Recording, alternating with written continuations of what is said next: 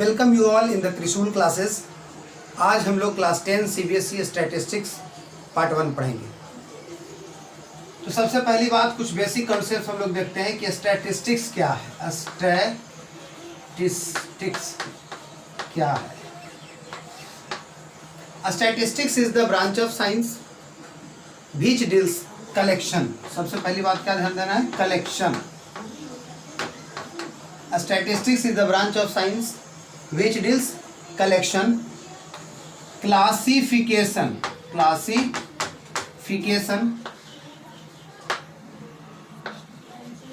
representation,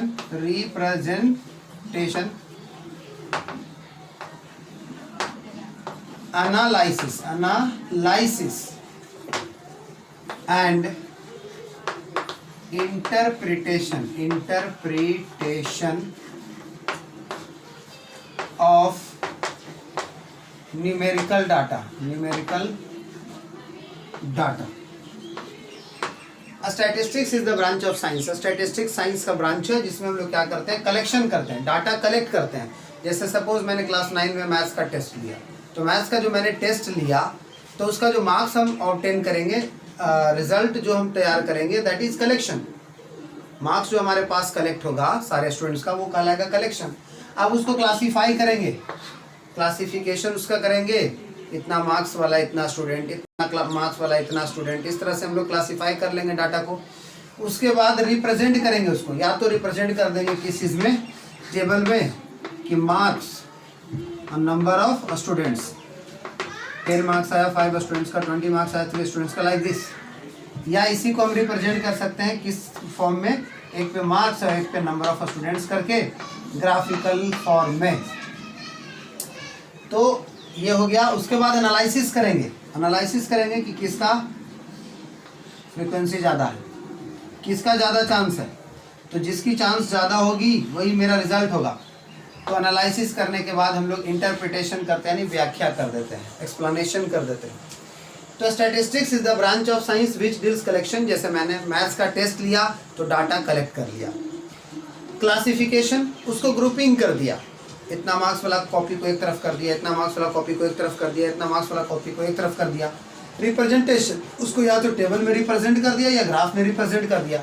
फिर analysis किया कि फ्रीक्वेंसी किसकी ज़्यादा, इसमें देखेंगे किसकी ज़्यादा, इसमें देखेंगे तो किसका बॉक्स सबसे ऊपर, वो एनालिसिस हो गया। तब इंटरप्रिटेशन करेंगे हम लोग, बतलाएंगे कि इस डाटा से हमें ये रिजल्ट सामने आया कि इतना नंबर लाने वाले स्टूडेंट्स की संख्या इस क्लास में ज़्यादा है। Most of the students are getting particular marks. Clear? ये हुआ स्टैटिस्टिक्स का डेफिनेशन। सेकेंड थिंग बात करेंगे हम लोग, अभी जो मैंने क्या कहा कि मैथ्स का टेस्ट लेंगे। तो मैथ्स का अगर हमने टेस्ट लिया तो उसमें जो मार्क्स ऑब्टेन हुए स्टूडेंट्स के, उसको क्या कहा जाएगा? ऑब्जर्वेशंस। ठीक है? Observation an observation is a numerical figure which have a particular information, observation क्या होता है? एक न्यूमेरिकल फिगर होता है, नंबर के रूप में कुछ होता है। ठीक है? हैविंग ए स्पेसिफिक इंफॉर्मेशन, और इसके अंदर कुछ इंफॉर्मेशन छुपा होता है। जैसे इंफॉर्मेशन छुपा हुआ है कि 5 मार्क्स लाया है इस स्टूडेंट ने, 3 मार्क्स लाया है इस स्टूडेंट ने, 20 मार्क्स लाया है इस स्टूडेंट ने। तो an observation is a numerical figure which has a particular information. Observation क्या होता है? न्यूमेरिकल फिगर होता है जिसके अंदर पर्टिकुलर इंफॉर्मेशन छिपा होता है। और यही कलेक्शन ऑफ ऑब्जर्वेशंस को हम लोग क्या कहते हैं? डाटा कहते हैं। तो डाटा का 2 मीनिंग होता है। डाटा को अगर हम लोग प्लूरल कहें, डाटा को प्लूरल फॉर्म में लें तो इसी को कहते हैं collection of observations. Collection of observations, ये ऑब्जर्वेशंस का जो कलेक्शन हम ले रहे हैं उसी को कहते हैं डाटा। जब प्लूरल फॉर्म में डाटा यूज़ कर रहे हैं तो, और डाटा अगर सिंगुलर फॉर्म में यूज़ कर रहे हैं तो डाटा का ही मतलब होता है आपका स्टैटिस्टिक्स, जो भी आपने पढ़ा स्टैटिस्टिक्स। डाटा का ही 2 फॉर्म है, एक सिंगुलर और एक प्लूरल। सिंगुलर फॉर्म में लेंगे तो डाटा का मतलब ये स्टैटिस्टिक्स एज ए सब्जेक्ट होता है, और प्लूरल अगर डाटा लेते हैं तो उसी का मतलब कलेक्शन ऑफ ऑब्जर्वेशंस होता है। ऐसे दूसरे कंट्रीज में चले जाओ, और यहाँ भी पहले क्या था? डाटा का 2 फॉर्म था, एक था डेटम और उसी का प्लूरल था डाटा। पहले सिंगुलर डेटम यूज होता था, प्लूरल डाटा यूज होता था। जिस तरह से एजेंडम का एजेंडा होता है, एजेंडम क्या बन जाता है? Agenda. Medium, media, bacterium, bacteria, उसी तरह से। तो ये यूज अभी भी बहुत सारे कंट्रीज में होता है, लेकिन हम लोग के इंडिया में क्या हो गया कि ये प्रचलित हो गया, पॉपुलर ये हो गया, और हम लोग इसी को लेके चलते हैं, सिंगुलर में भी और प्लूरल में। तो सिंगुलर में उसी को सब्जेक्ट कर देते हैं, प्लूरल में उसी को कलेक्शन ऑफ ऑब्जर्वेशंस कर देते हैं। ठीक है। अब डाटा होता है दो तरह का। डाटा क्या होता है? दो तरह का होता है। एक को कहते हैं प्राइमरी डाटा। कौन डाटा? Primary data. एक को कहते हैं secondary data. Secondary data, primary data वो डाटा है जो खुद इन्वेस्टिगेटर तैयार करता है। इन्वेस्टिगेटर जो डाटा, सपोज मैंने मैथ्स का टेस्ट लिया, मैंने खुद डाटा तैयार किया, that is I am investigator, so that data is called primary data. और सपोज मैंने मैथ्स का टेस्ट लिया और मॉनिटर को दे दिया कि मार्क्स को नोट कर दो इससे, that data will be prepared by the student, that will be said as secondary data. क्योंकि other than investigator, other than investigator, investigator को छोड़ करके किसी ने तैयार किया, तो वो क्या हो गया? Secondary data. तो ज़्यादा कौन रिलायबल होगा, विश्वसनीय कौन ज़्यादा होगा? तो प्राइमरी डाटा होगा, क्योंकि इसको इन्वेस्टिगेटर ने तैयार किया है। और कम रिलायबल होगा कौन? सेकेंडरी, क्योंकि इसे किसी और ने तैयार किया है, इन्वेस्टिगेटर ने नहीं। तो चांसेस गलत होने का ज़्यादा नीचे वाला में रहता है। ठीक है। अब डाटा के अंदर एक क्वालिटी होता है, तो सब बेसिक लेके चल रहा हूँ, कुछ कुछ साइड बुक्स में काम आता है, नहीं तो लगता है बच्चों को कि सर पढ़ाई नहीं आ गया कहाँ से। तो मैं ऐसा लेके चल रहा हूँ कि आप किसी भी किताब को बना सकें। अब एक होता है सेंट्रल टेंडेंसी। डाटा के अंदर एक क्वालिटी होता है सेंट्रल टेंडेंसी। डाटा के अंदर एक क्वालिटी होता है कि अगर डाटा हमारे पास है 2, 3, 5, 7, हम चाहें कि सारा वैल्यू ना बोल करके कोई एक वैल्यू से सबके बदले काम चला ले। तो जैसे कभी भी आप छोटे क्लासेस में एवरेज पढ़े होंगे या मीन पढ़े होंगे, वही चीज़ यहाँ हम क्या करते हैं, इसका मीन निकाल लेते हैं। तो 7, 5, 12, 3, 15, 2, 17, 17 बटा 2, 4, 1, 2, 3, 4, तो 4, 4 जा पॉइंट, 4, 2 जा 4, 5 जा 4.25, इसका सेंट्रल वैल्यू हो गया। हम अगर सबको नहीं बोलना चाहे, अगर ये मेरा पॉकेट एक्सपेंस है 4 दिन का, पहले दिन मंडे इतना खर्च किया मैंने, ट्यूसडे इतना खर्च किया, वेडनेसडे इतना खर्च किया, थर्सडे इतना खर्च किया, हमसे पूछे कोई कि पर डे का आपका पॉकेट एक्सपेंस क्या रहा इस 4 दिनों में, तो इस 4 दिनों में पर डे का पॉकेट एक्सपेंस कितना रहा? 4.25। हम सब अलग अलग वैल्यू नहीं बोलते रहेंगे, एक वैल्यू बोल के निकल जाएंगे। तो डाटा के अंदर ये गुण होता है कि डाटा का सारा ऑब्जर्वेशंस किसी एक वैल्यू पर कंसंट्रेट कर सकता है। तो डाटा के इस प्रॉपर्टी को क्या कहते हैं? Central tendency. The tendency of data due to which all observations concentrate at a particular observation. The tendency of data due to which all observations concentrate at a fixed observation is known as central tendency. And obtaining the value of central tendency, the value which will be obtained by us as central value, that will be said as mean. यही mean का definition है। Teachers आपको सीधे mean निकालते हैं, सम of observations करके निकल जाते हैं, जबकि ऐसी बात नहीं है। मीन का डेफिनेशन पहले आई। मीन क्या है? Mean is the central value among a large number of observations which participate for all observations. फिर से, mean is the central value, mean is the central value among a large number of observations which participate for all observations. Mean वो value होता है, वो central value होता है, mean वास्तव में सेंट्रल वैल्यू होता है। ठीक है। तो मीन वो सेंट्रल वैल्यू होता है जो डाटा के बीच से लिया जाता है और वो डाटा के सारे वैल्यू उसी पर कंसंट्रेट कर जाते हैं। तो फिर से देखिएगा, central tendency, the tendency of data due to which all observations concentrate at a point at a particular value is known as central tendency, and that particular central value of central tendency is called mean. ये हुआ mean का definition.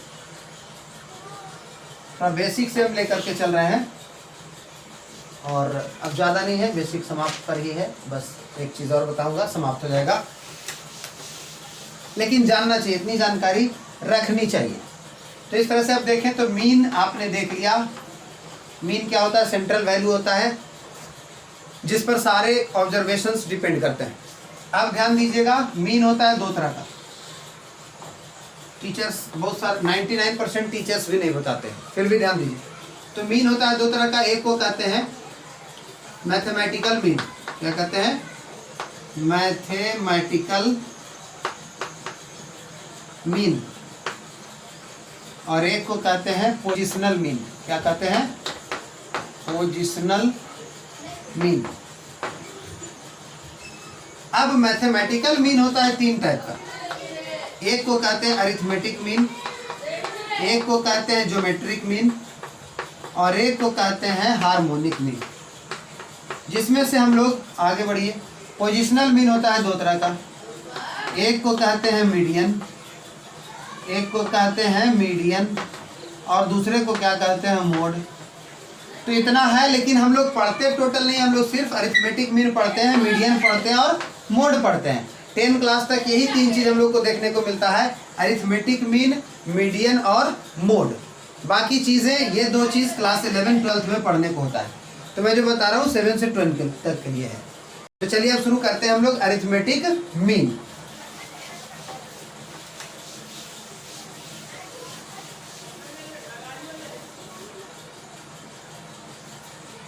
तो सबसे पहले देखते हैं arithmetic mean for grouped ungrouped data. पहले ungrouped data, ungrouped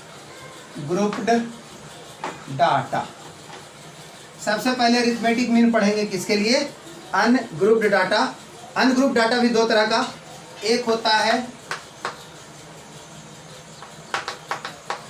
not as a frequency distribution, frequency distribution,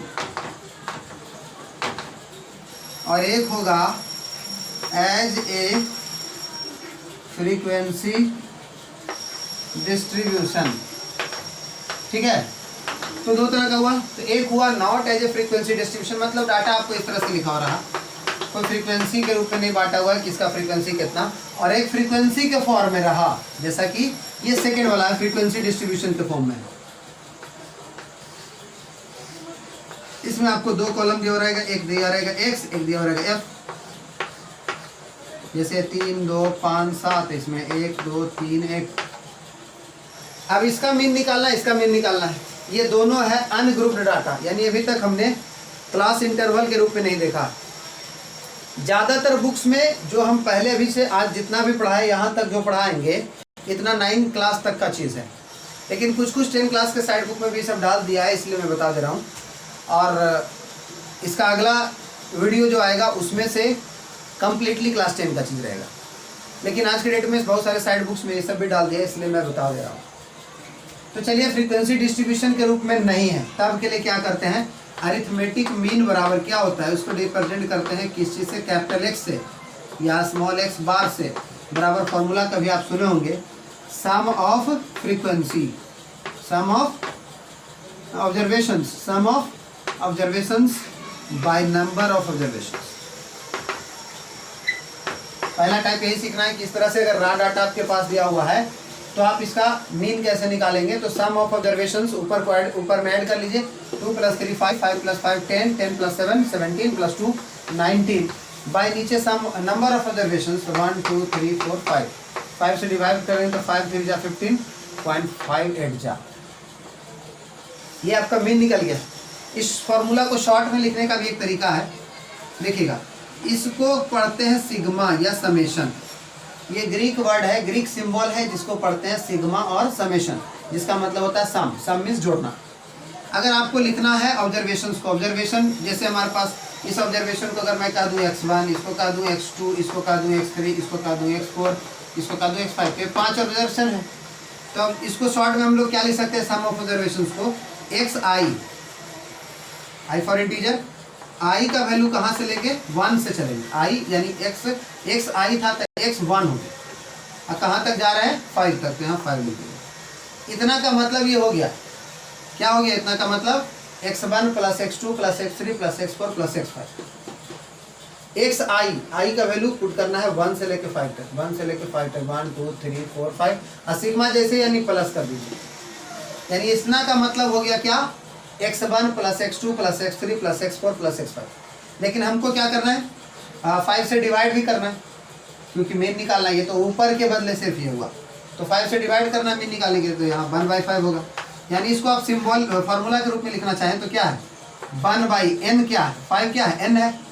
अगर 5 टर्म्स है तो 5, n टर्म्स है तो n। उसी तरह से यहाँ sigma xi i equal to 1 से लेके n तक, 1 से लेके n तक, बस यही मीन का फार्मूला होगा। यानी आई का वैल्यू 1 2 3 4 करते करते n तक जाएंगे और प्लस करते जाएंगे, plus x1 plus x2 plus x3 dot dot dot xn, और नीचे में हो गया n, ये हो गया ऊपर में x1 plus x2 x3 dot dot dot xn, और नीचे हो गया n। यही आपका हो गया मीन। दूसरा इस टाइप का क्वेश्चन रहेगा, ये भी है अनग्रुप्ड डाटा, यानी क्लास इंटरवल के फॉर्म में नहीं है, लेकिन फ्रीक्वेंसी डिस्ट्रीब्यूशन है। इसमें आपको एक कॉलम बना लेना होगा अगला, जिसको कहेंगे हम x इंटू एफ। ये दोनों को मल्टीप्लाई कर लेंगे, 3 1 जा 3, 2 2 जा 4, 5 3 जा 15, 7 1 जा 7। अब क्या करते हैं, मीन का एक फॉर्मूला होता है, यही सिग्मा सिंबल यूज कर रहे हैं, सिग्मा यही वाला, sigma fx by sigma f। तो यहाँ पर सिग्मा fx यानी fx वाला का सम निकालिए, सिग्मा fx और सिग्मा f चाहिए, दो चीज चाहिए ना, तो सिग्मा fx निकालिए इससे, तो जोड़ दीजिएगा 3 और 4 7, 7 और 15 7 22 7 29 29, और सिग्मा f करिएगा तो 1 + 2 3, 3 + 3 6 + 1 7।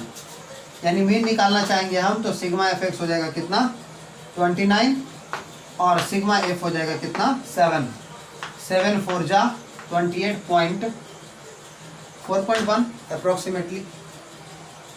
थैंक्स फॉर वाचिंग, मिलते हैं सेकेंड वीडियो।